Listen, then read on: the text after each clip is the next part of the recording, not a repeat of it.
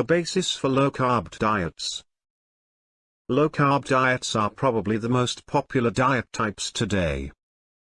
Its philosophy of cutting down on bad carbohydrates, bad fats and bad sugars has turned the world on its ear because it challenges the age-old belief that low-fat diets help you lose weight. But according to supporters of low-carb diets, if low-fat diets are really beneficial in losing weight, then why is it that 30 years after it was first presented to the public there are more obese people now than ever before? Guys, if this is your first time seeing a video on this channel, please subscribe by clicking the bell icon, and if you like the video, please hit the like button. According to low-carb diet supporters, the reason lies in carbohydrates. They contend that carbohydrates are what contributes to obesity. They also said that carbohydrates are a power stimulant that triggers hunger pangs. This misconception about how certain ingredients in our food work is proving to be a huge mistake because low-fat diet followers are actually more compelled to eat more carbohydrates. How does this exactly work? When we eat carbohydrate-rich food, especially those that are made of simple carbohydrates like sugar, pasta, potatoes, rice or anything made with refined flour, it stimulates the production and secretion of insulin. The effect of insulin in the body is that it coaxes glucose, which is produced by the digestion of carbohydrates, to be absorbed more rapidly by our tissues for energy consumption.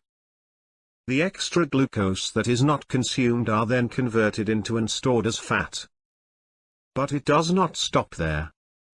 Once the glucose levels in our body drop, the insulin levels in our body would also fall. This cycle of a carbohydrate meal, rapid insulin increase and then subsequent rapid drop in insulin, only promotes more hunger pangs. This means that just after 2 to 4 hours after a carbohydrate-rich meal we would already crave for more carbohydrates. This is like a vicious circle where you eat carbohydrates, store fat, get hungry and then eat more carbohydrates.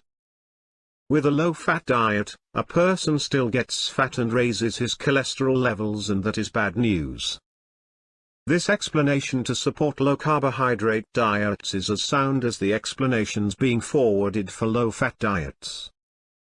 By limiting or even avoiding carbohydrates in our diet, we can control our insulin levels to a manageable degree and thus prevents the hormone from transforming glucose into fat. This would in turn transform our metabolism, enabling us to use our fat reserves as the source of our energy and not glucose that is made from carbohydrate digestion. This transformation enables our body to burn fat more. Unfortunately, at this point in time, there are not enough studies to support the low-carbohydrate diet when compared to the older low-fat diet regimen. But as more and more studies are made, it is becoming apparent that low-carbohydrate diets actually have tremendous health benefits to our body. There are some indications that this type of diet can actually lower cholesterol and triglyceride levels in the body.